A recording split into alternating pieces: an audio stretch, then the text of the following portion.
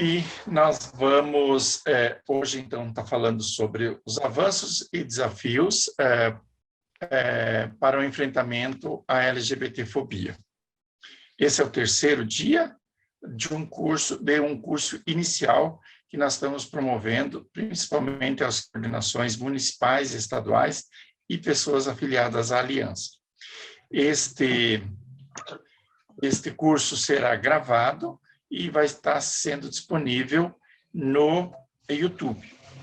E nós também teremos uma série de 25 webinários, e aí, claro, mais aprofundados assuntos, a partir do mês de julho. Então, em comemoração ao mês de junho, que é o mês do orgulho LGBTI+, nós estamos promovendo esse curso, tá certo? Então, nós vamos começar aqui e as pessoas vão chegando e eu vou...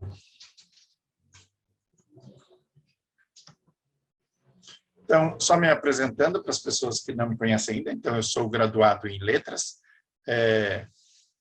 Letras e Pedagogia, Letras pela Universidade Federal do Paraná e Pedagogia pela Uninter.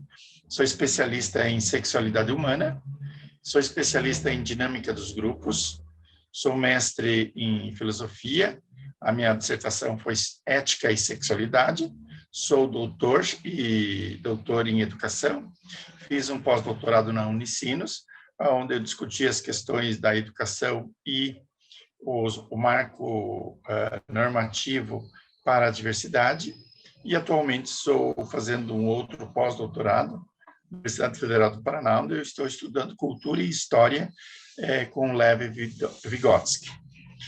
Sou atualmente diretor-presidente da Aliança Nacional LGBTI+, e faço parte da executiva da Rede Gay Latino. E também sou diretor do Grupo Dignidade. Essa transparência, pessoal, ela será disponível no grupo do WhatsApp das pessoas que participaram do grupo, e vocês podem utilizar, daí vocês adequem a forma de vocês falarem. É muito importante que vocês disseminem esse conhecimento no seu estado, na sua cidade, na sua instituição, enfim. Então, eu não cobro direitos autorais, tá certo? Eu atualizei hoje, trabalhei um pouquinho.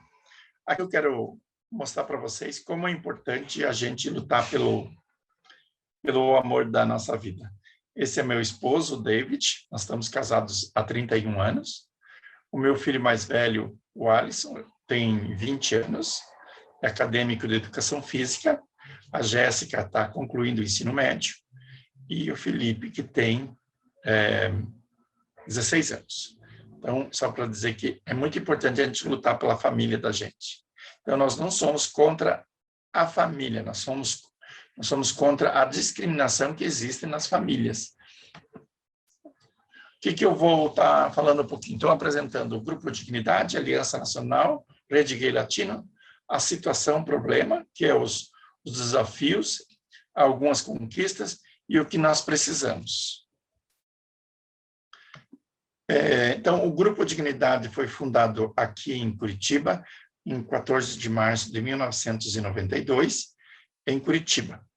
E a missão é atuar na defesa e promoção da livre orientação sexual, identidade e expressão de gênero, bem como dos direitos humanos da cidadania de lésbicas, gays, bissexuais, transexuais, travestis e intersexuais.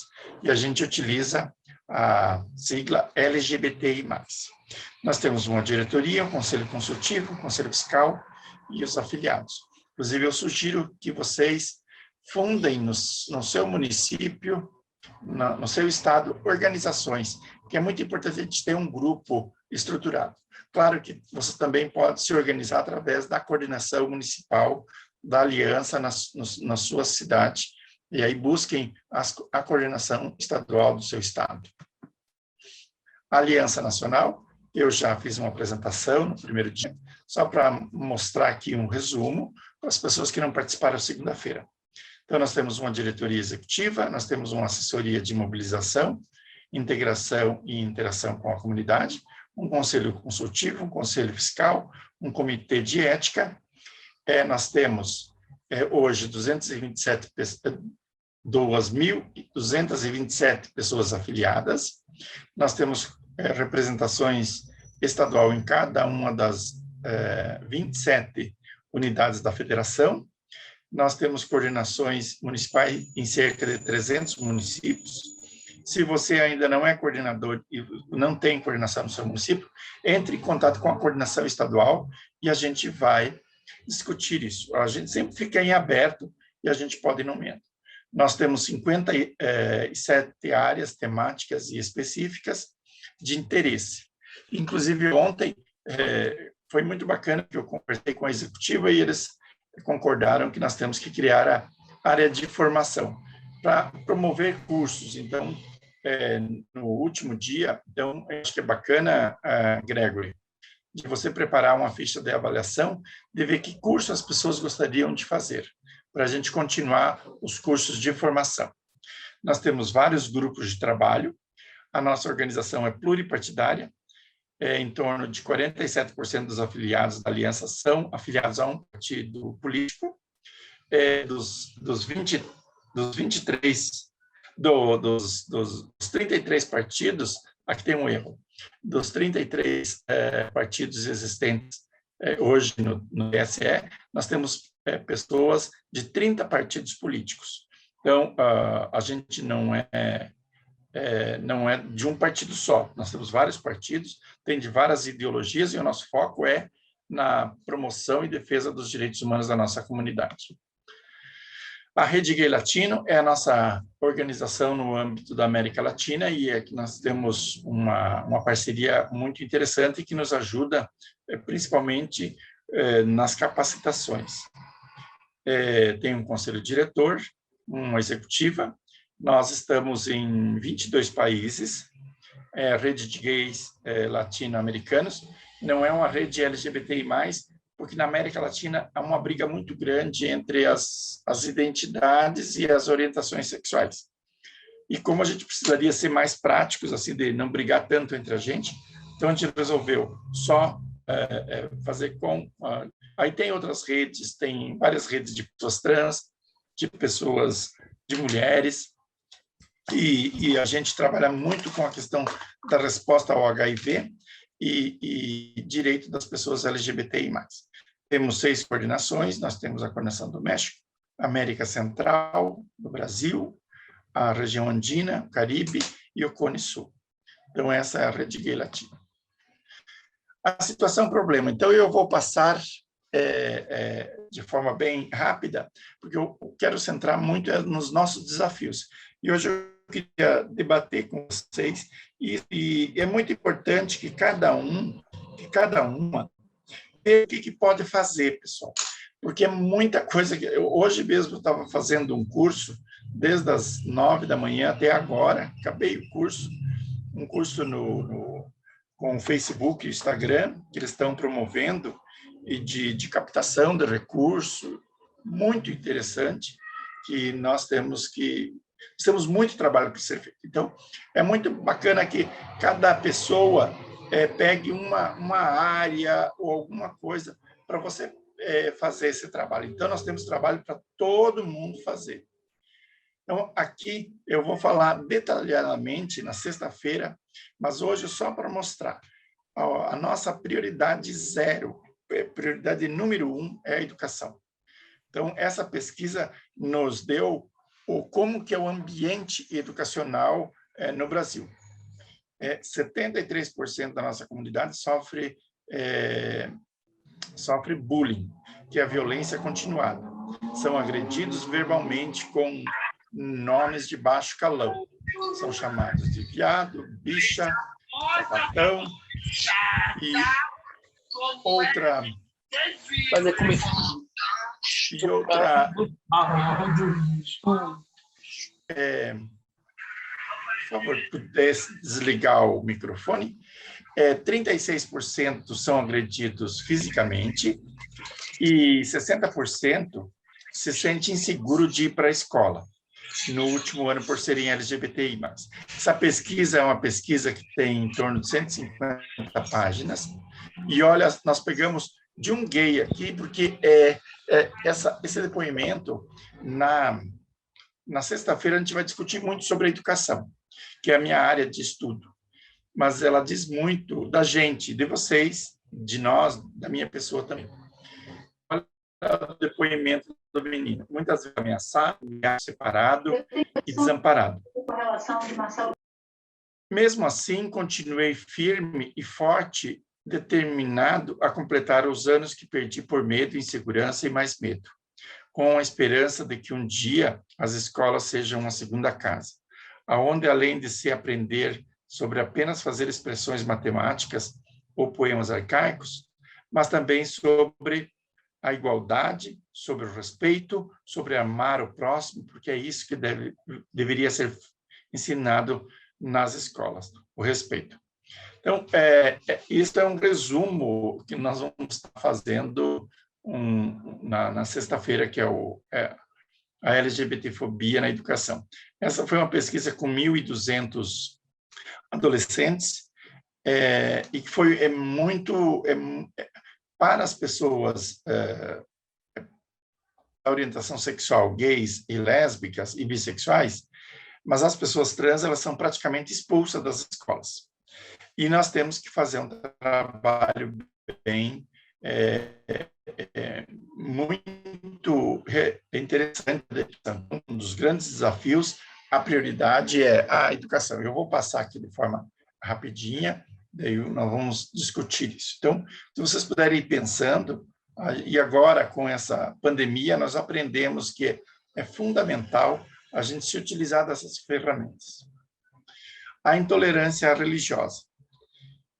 Ontem, na história, eu comentei lá de Santo Agostinho, São Paulo e Tomás de Aquino, e isto está aqui estampado, pessoal. Aqui é a prática daquela história que nós vimos ontem. Olha, o homossexualismo, e Deus fez o homem e mulher e viu que era bom. Era uma associação na Paraíba. E assim Deus, se também um homem se deitar com outro homem, como se fosse mulher, ambos praticaram coisa abominável, Levíticos. E aqui, este nosso adversário, que é contra os nossos direitos, e ele se coloca isso em favor da família tradicional, com certeza, e preservação da espécie humana. Deus fez macho e fêmea. Isso é o grande problema que nós temos que enfrentar.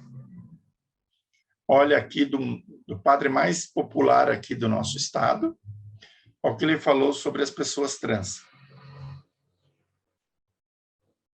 Pessoas trans são um ataque contra Deus.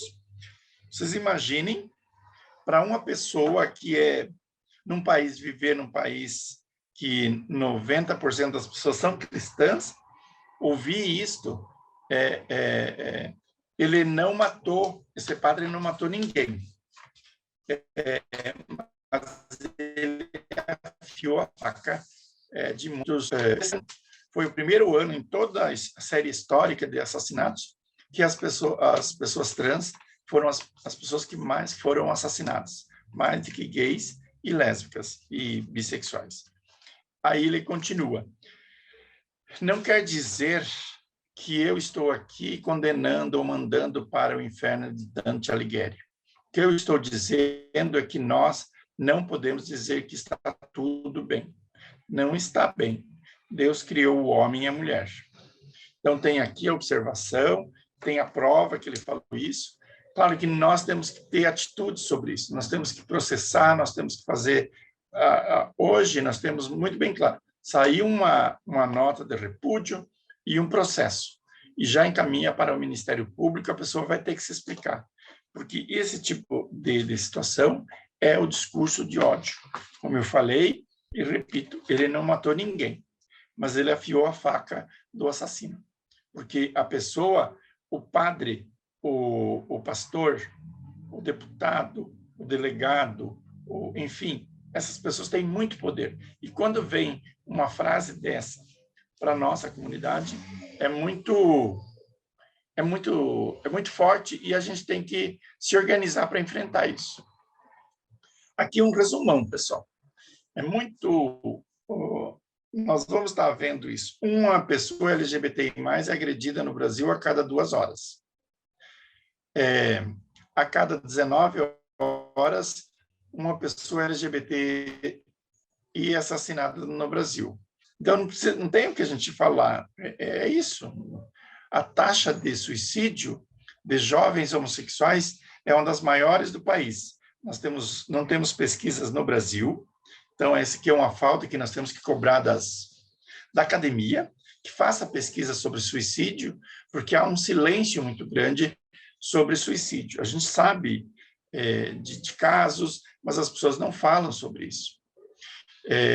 Mas nos Estados Unidos tem uma pesquisa que coloca que um jovem LGBTI+, ele tem 8 vezes mais chance de cometer o suicídio por toda a perseguição na família, na escola, na igreja e na sociedade, do que um heterossexual. E a expectativa, segundo aí a Transgender Europe, é que uma pessoa trans, a expectativa de vida de uma pessoa trans é de apenas 35 anos. E a gente vê isso quando você vê a lista de pessoas mortas e assassinadas no Brasil. Então, aqui está todo o nosso problema que a gente tem que enfrentar. Então, eu coloquei aqui, então, acho que é importante, as 3 coisas assim. A educação, a intolerância religiosa, e aqui o resumo de tudo, para a gente não ficar, porque aqui nós temos que ver as conquistas, que eu acho ontem, e algumas coisas a gente vai estar comentando. Aqui, então, nós tivemos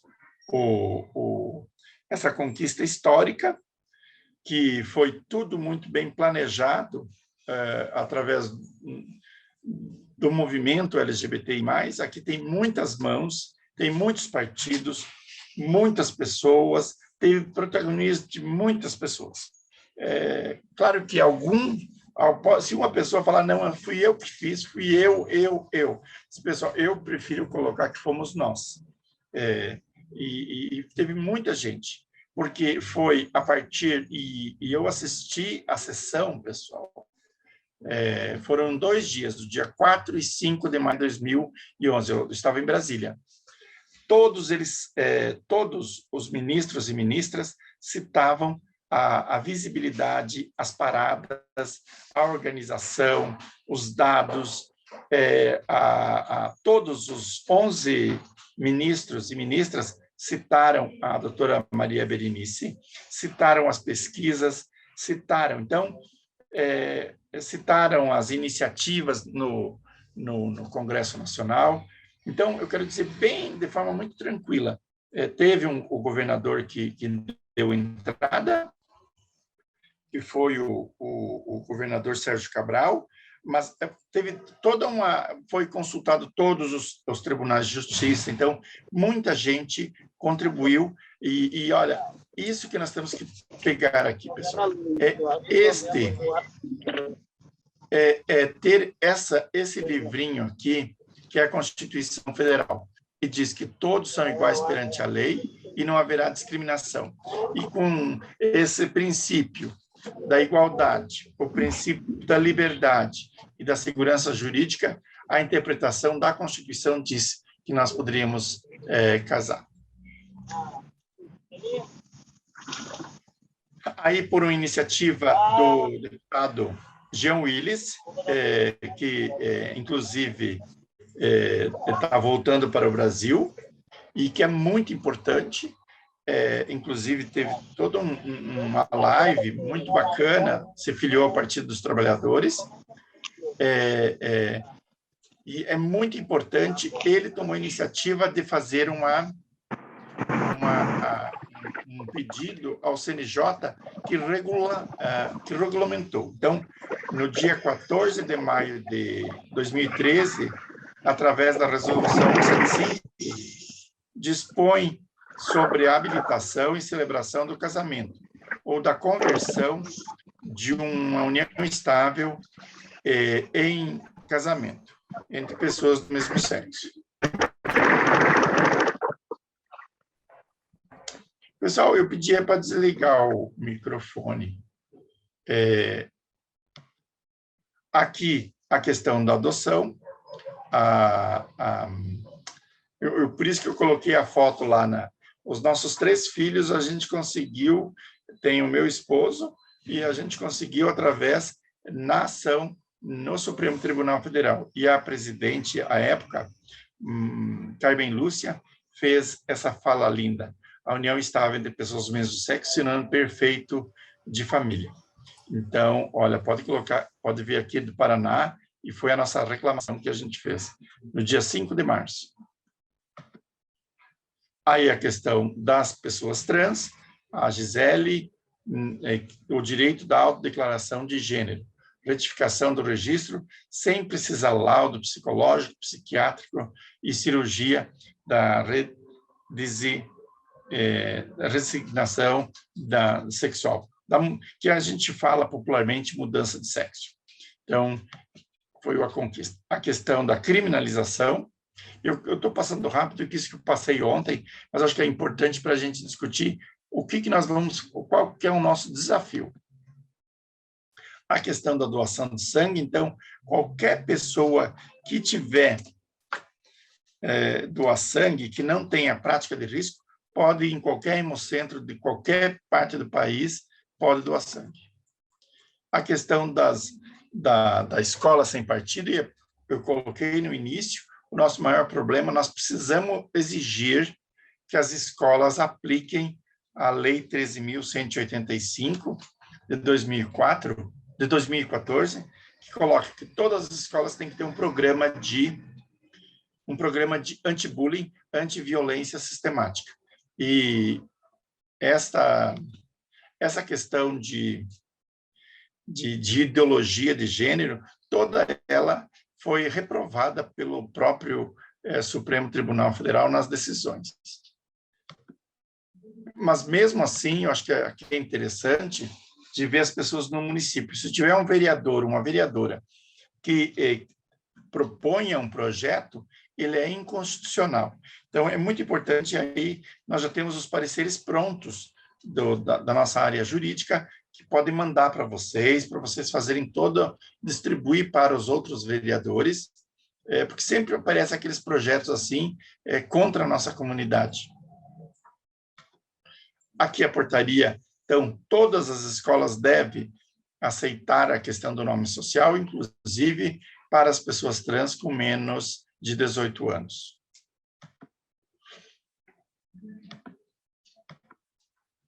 Aqui, ontem, inclusive, teve uma pergunta, e eu fiz questão de colocar a questão da lei da Maria da Penha. Inclusive, nós temos que discutir muito essa lei, principalmente para a questão das mulheres.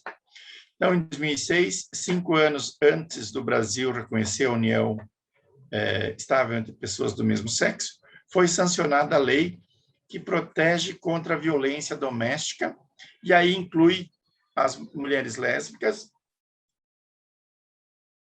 e as mulheres bissexuais. E passou a ser usada por juristas para dar base a pedidos de reconhecimento legal nas relações homossexuais, já que a lei reconhecia como Maria da Penha as que tratavam como iguais às heterossexuais. Então, você percebe que é muito importante a gente se basear nas conquistas, não se apropriar, mas se analisar. Por exemplo, teve uma conquista para as mulheres, e é por isso que nós temos que a nossa principal aliança tem que ser com as mulheres feministas e também com o movimento de negros e negras.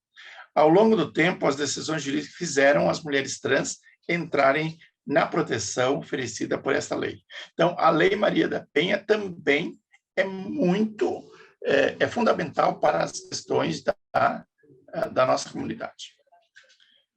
O Estatuto da Juventude, que é a Lei 12.852, que todos os jovens têm o direito de ser protegidos, a ter sua dignidade e a liberdade preservada, a partir dessa lei de 2013, que e que dá direcionamento a políticas públicas no governo estadual, distrital e municipal. Onde teve uma pergunta, o que no meu município eu posso fazer? Que tenham, que aplique o Estatuto da Juventude na sua cidade, para proteger a comunidade LGBTI+, de 15 a 29 anos, e a promover essa cidadania. Então, está aí, nós temos um arcabouço jurídico que nos protege. Também foi aprovado, essa foi a última lei aprovada no Congresso Nacional que beneficia a nossa comunidade. A população LGBT com deficiência é beneficiada por esta importante norma de 2015. O então PRB, atual republicano, apresentou uma proposta para excluir a nossa comunidade da norma. A então deputada federal Mara Gabrilles, que tem deficiência e teve que fazer o discurso forte contra essa mudança. E nós ganhamos por 188 votos a 174. A proposta foi derrotada no Senado, e no Senado o cenário foi mais fácil, e a presidente sancionou esta lei. Então, no Estatuto é contemplada a questão da orientação sexual para as pessoas com deficiência. Então, são duas leis que são modelos para a gente seguir. Também, leis aprovadas que beneficiam a nossa comunidade. O Programa de Combate à Intimidação Sistemática ao Bullying, que é essa lei 13.185.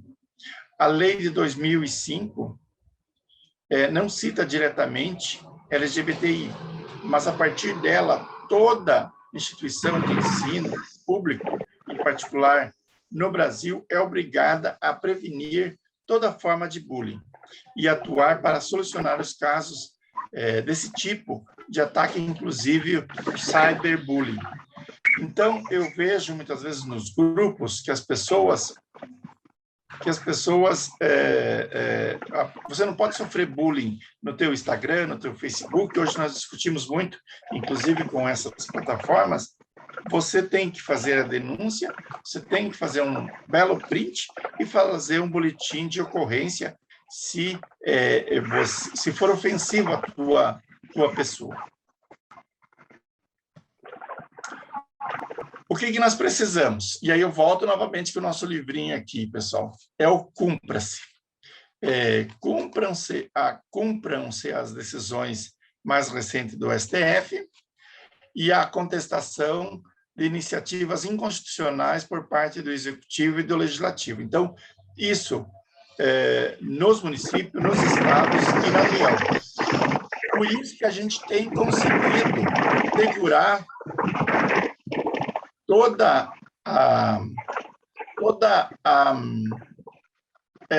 esse avanço. Então, nós tivemos agora em Itajaí a censura, a gente conseguiu através do...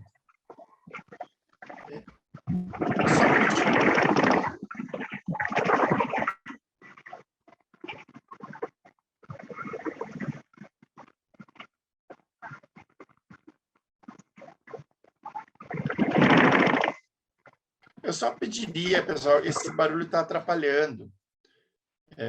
Gregory?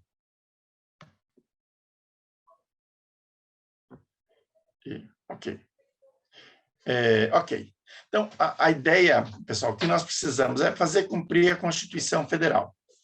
E principalmente nos municípios, a gente fazer esse trabalho de fazer cumprir. E, nesse sentido, a nossa área jurídica está sendo muito eficiente. Aqui, a Amanda Baliza, a doutora Amanda Baliza, ela vai explicar para vocês, na segunda-feira, se não me engano, ela vai estar falando sobre esse programa. Eu só vou falar dois slides, ela vai fazer 1 hora lá de debate com vocês. É o programa Cumpram-se as decisões do Supremo Tribunal Federal sobre a população LGBTI+. O que é o Cumpra-se? O programa Cumpra-se, buscamos criar pontes entre os órgãos do Estado e a sociedade, entre as próprias instituições nacionais, Distrito distrital e estaduais, em todas as unidades federativas. Então, depois eu vou explicar o que é isso. A partir desse programa, trabalha junto ao poder público para que políticas públicas eficientes sejam criadas e as decisões do STF referente à comunidade LGBTI+, principalmente a DO 26, que criminaliza a LGBTfobia, sejam de fato cumpridas. Essas, entre algumas ações, junto aos órgãos públicos, destaca-se o advocacy, que nós vamos falar bastante amanhã, mesmo feriado, e também, quando necessário, a litigância estratégica, quando a gente entra com um processo. E como que ele funciona? Então, a doutora Amanda, ela tem o papel, e vocês podem ajudar no seu estado ou no seu município. Ela está tendo reunião com todos. Ontem teve a reunião com o secretário de Estado do Piauí, eu participei com o pessoal do Maranhão, participamos com o pessoal de Goiás, dentro da Secretaria de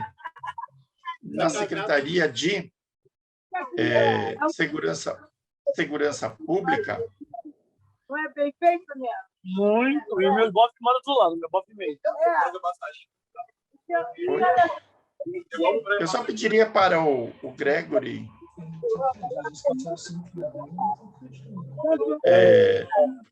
não é, né? Acho que quem é que está aberto aí? Enfim, continuamos. Aqui, pessoal, do Cumpra-se,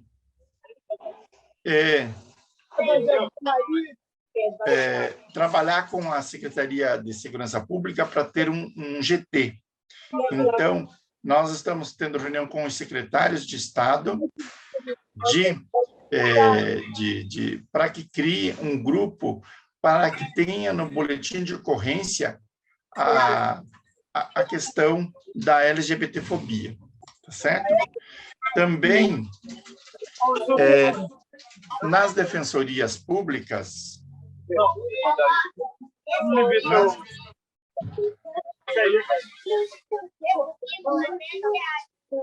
Vamos saber quanto está dando.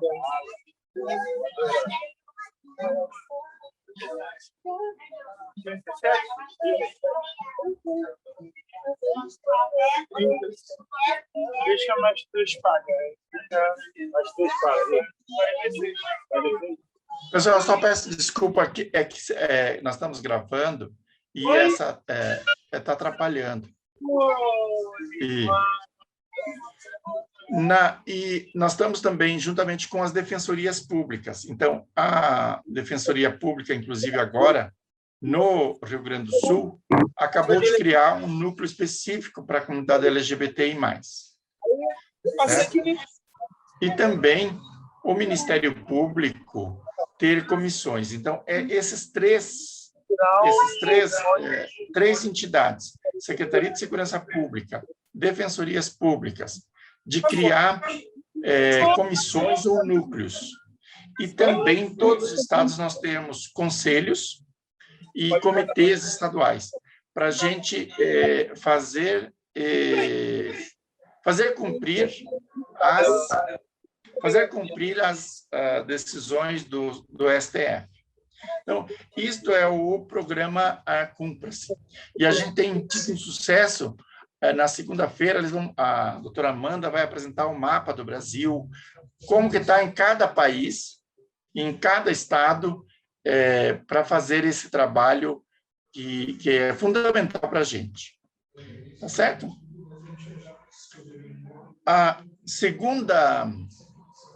O segundo grande desafio para a gente, além do Cumpra-se, é a defesa do Estado laico. Nós precisamos defender a diversidade religiosa, defender que as pessoas tenham suas religiões ou não, mas que elas... porque isso está na Constituição Federal. Então, o grande problema e é isso que nós vamos ter que trabalharmos muito forte na eleição das pessoas.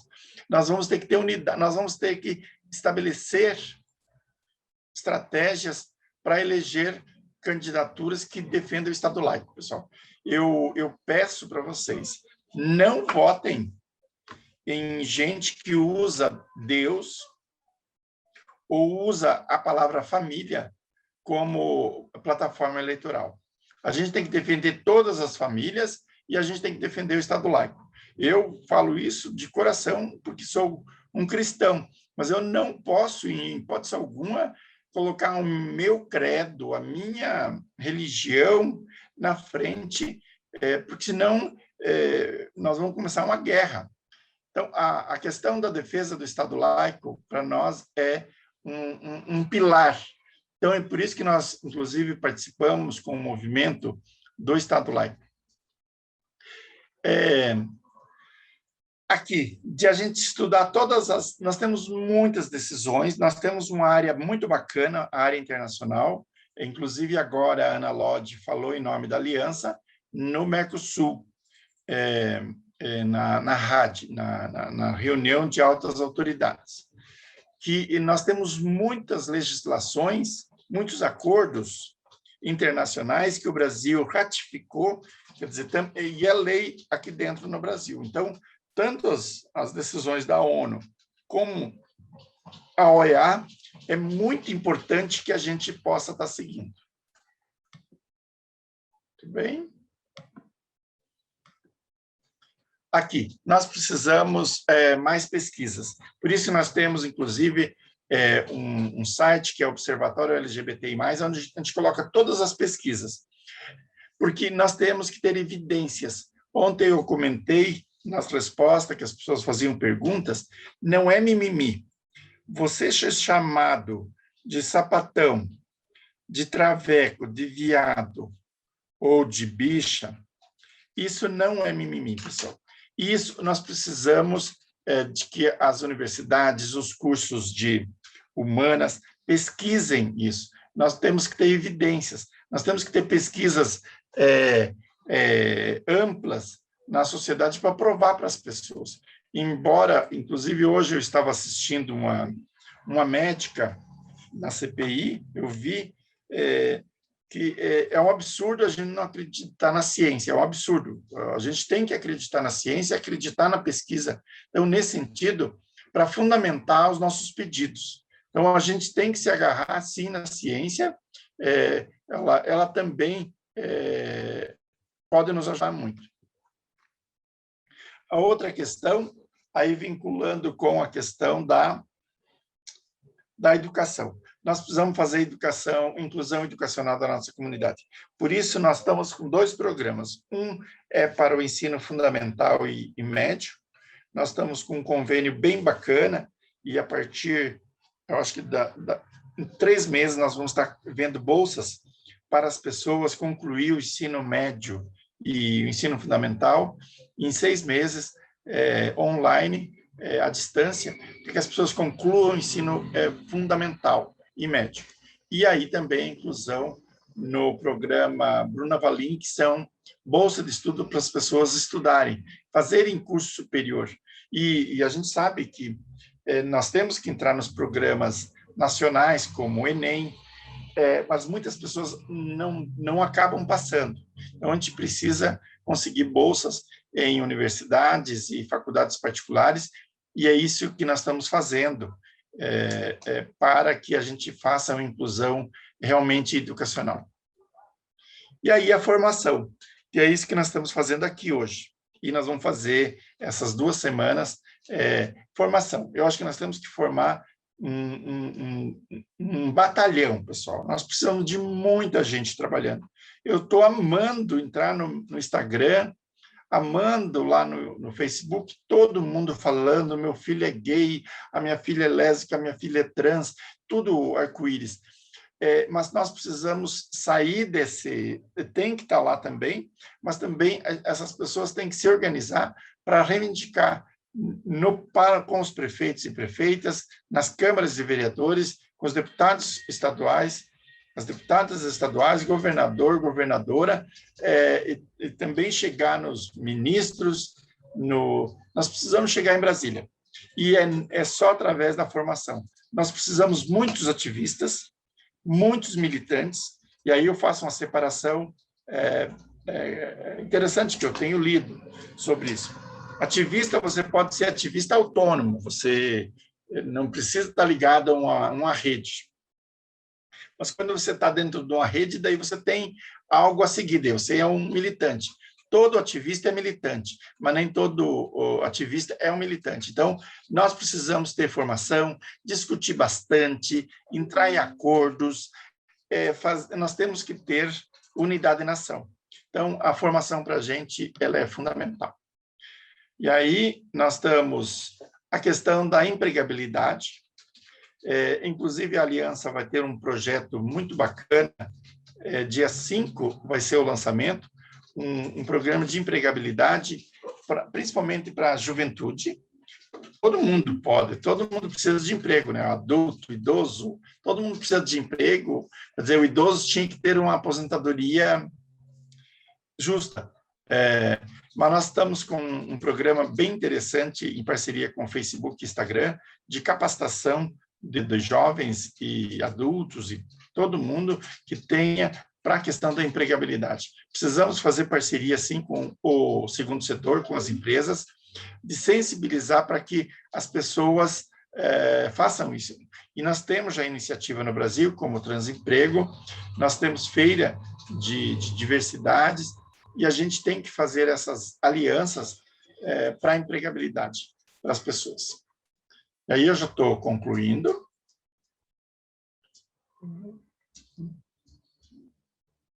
Aqui, a sustentabilidade das pessoas, que nós temos agora, principalmente com a pandemia, a gente percebeu como a gente precisa de um SUAS, de um sistema de assistência social bem estruturado.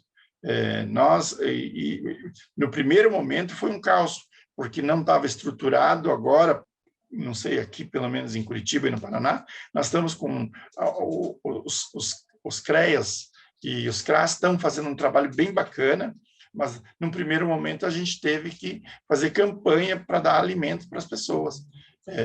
Então, isso é algo que nós temos que pensar de forma bem planejada. Aqui que eu comentei com vocês, e eu vou falar dos 25 manuais, que é a questão da formação. Dos 25 manuais que estão sendo feitos, já tem 16 que estão quase prontos, tem 4 que estão prontinhos, que é a Enciclopédia LGBTI+. Eu vou ler para vocês. Tem alguns que nós vamos precisar muito a ajuda de vocês. Tem alguns que foi solicitado. Olha aqui os manuais que nós vamos ter. E esse ano nós queremos concluir todos. Então, o manual de comunicação, manual de educação está pronto, manual de direitos está pronto, de HIV/AIDS, são livros de 100 páginas, de muita foto, muito diagrama, não é aquela leitura pesada. Manual de saúde integral para a nossa comunidade, manual de psicologia, manual de assistência social LGBTI, manual de empregabilidade, como fazer um currículo, como fazer, aonde conseguir gratuidade para fazer cursos, manual de segurança pública. Aqui é bem interessante, o manual está sendo feito por pessoas LGBTI+, lésbicas, gays e pessoas trans, que são policiais, tanto polícia civil, polícia militar e polícia investigativa. O manual está ficando muito bacana. Manual de turismo, que também a gente precisa do turismo. Esse manual de advocacy e accountability e controle social, que é isso para a gente exercer e a gente ter essas ferramentas, tudo de forma muito simplificada. Todos eles têm 10 páginas de bibliografia e referência. Então, se a pessoa quiser se aprofundar mais sobre aquele assunto, vai ter. O manual de cultura, manual de famílias, aí vocês veem o manual o número, o nome, famílias no plural. Então, está prontinho, está muito bem feito, está lindo. Manual de esportes LGBTI+, manual de cristianismo LGBTI+. Aqui é uma polêmica, toda vez que eu falo, por que cristianismo? Porque é onde está o problema. Então, a gente reuniu teólogos e teólogas, e pastoras que são LGBTI+, ou simpatizantes, e eles sabem como a gente vai enfrentar a LGBTfobia dessas religiões cristãs. Manual de pessoas LGBTI+, privadas de liberdade, manual de formas de ativismo, manual de visibilidade massiva, como organizar um evento, como organizar uma live, como organizar uma parada, como organizar... E também o manual de sustentabilidade da causa, como você vai fazer, conseguir recursos para os seus projetos. Manual de pesquisa também, que a gente, a aliança, nós recebemos todos os dias 3, 4 pedidos de mestrando, doutorando e pessoas querendo pesquisar a gente. E a gente está fazendo um manual exatamente falando que tipo de pesquisa nós precisamos. Tem certas pesquisas que a pessoa levanta de manhã e fala assim, eu quero pesquisar isso. Mas nós temos as nossas necessidades. Hoje mesmo teve uma reunião do pessoal de manual de interseccionalidade, que é essa palavrinha que nós temos que usar muito, porque às vezes a mulher é mulher, negra, deficiente, enfim, tem vários marcadores, e nós temos que trabalhar a interseccionalidade na nossa própria comunidade. Manual de feminismos e o movimento LGBTI+, manual corporativo para as empresas, então nós temos um manual específico para conseguir emprego e um manual para as empresas. E o manual de história e memória, que nós conversamos muito ontem, que a gente precisa resgatar nossa memória, precisamos ter nossa história registrada, e o último, que foi um pedido das Nações Unidas, inclusive, que ainda há muito racismo na nossa comunidade, e a gente tem que saber como a gente vai enfrentar isso na nossa comunidade e também fora.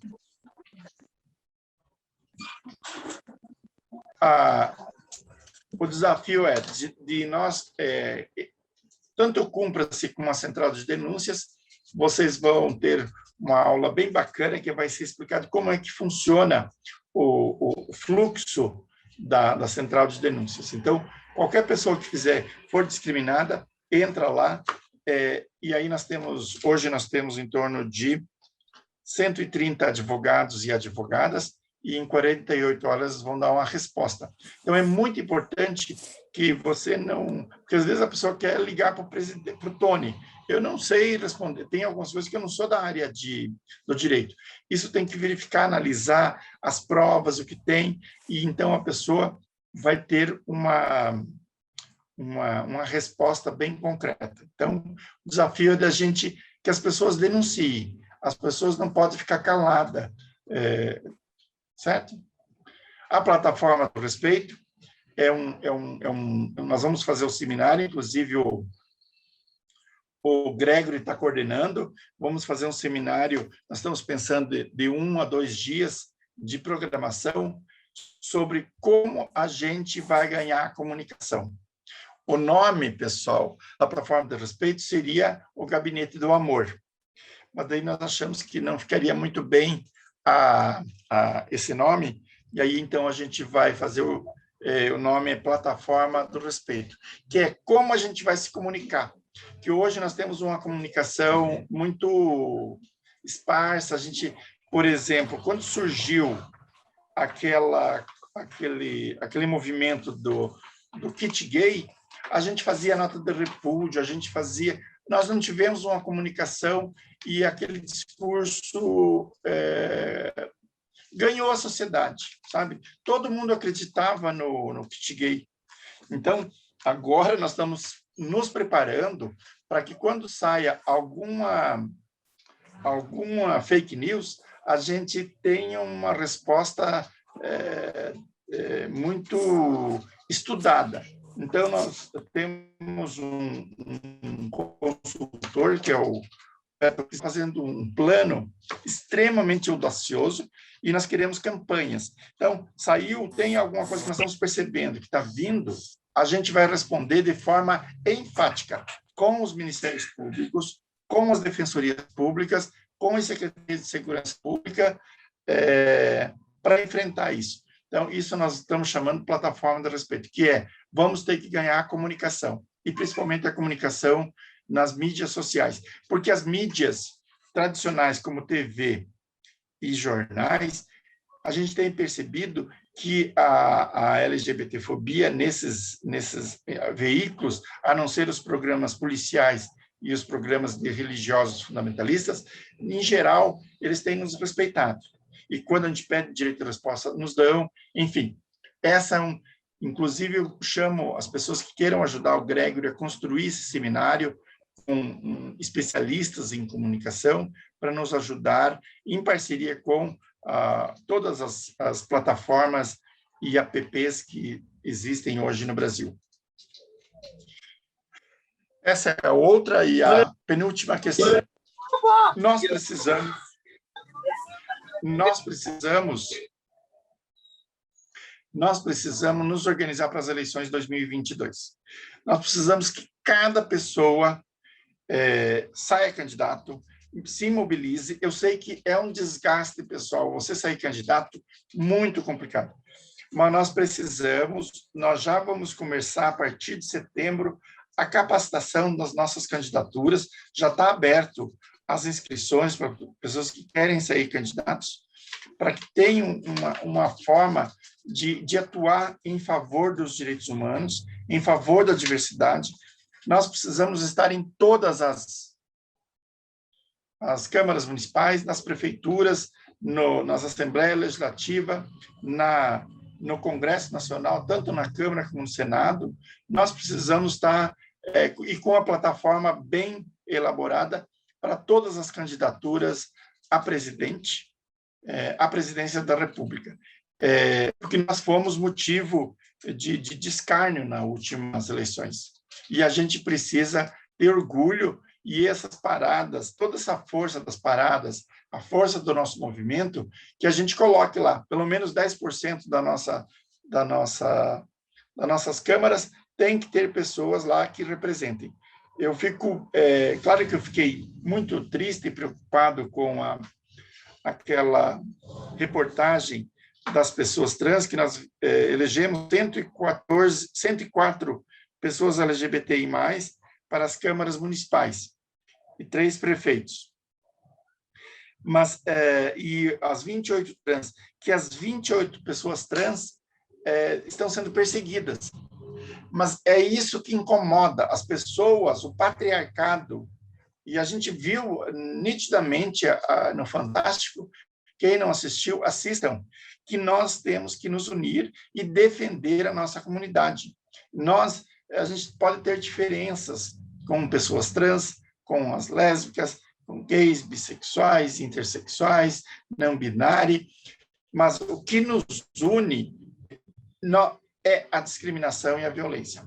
Porque quem foge ou não, quem foge da heteronormatividade é perseguido. E a gente precisa estar unido nesse sentido. A gente precisa estar unido, além de estar juntos, a minha palavra é de união para a gente enfrentar o fundamentalismo religioso e essa heteronormatividade e também esse tipo de fascismo. E eu não tenho medo de falar dessa palavra fascismo, que é as pessoas que querem eliminar todas as diferenças. Nós não temos que se submeter a nenhuma maioria. Todo mundo tem o direito a opinar. Todo mundo tem a liberdade de expressão, desde que não fira a dignidade humana. E as eleições estão nos preparar desde hoje. A gente tem que pensar pessoas, e construir. Eu sei que mexe com egos, não, eu quero ser candidato, eu não vou apoiar aquele outro, mas a gente precisa construir candidaturas viáveis para disputar o poder. E aí, para concluir, eu gosto do Boaventura Souza Santos. Temos o direito de ser iguais quando as diferenças nos inferiorizam. Ou seja, em direito nós somos iguais, mas nós não temos que falar que nós temos que ficar atrás ou na frente, nós temos que ficar iguais em direitos, mas também temos o direito de ser diferentes quando a igualdade nos descaracteriza. Nós temos o direito de ser diferentes na nossa vida, nosso jeito de ser, na nossa orientação sexual, na nossa identidade de gênero, na nossa expressão de gênero. Então, aqui, com isso eu concluo. Aqui os 2 livros que eu quero falar para vocês, Homofobia no Meio Educacional, que eu mostrei, e Sexo e Ética e Consentimento, são 2 livros que eu escrevi, que eu recomendo. O manual, esse Homofobia no Meio Educacional, é muito bacana, modéstia à parte. E esse aqui também, porque eu discuto filosoficamente o que é ético, o que não é ético. E o que para mim é ético, e eu estou muito convencido, é a pessoa com quem você vai sair, ou as pessoas com quem você vai sair, tem que dar o consentimento. Muito obrigado. Então, aqui, pessoal, os contatos, e aí a gente abre para a gente debater e conversar com vocês um pouquinho.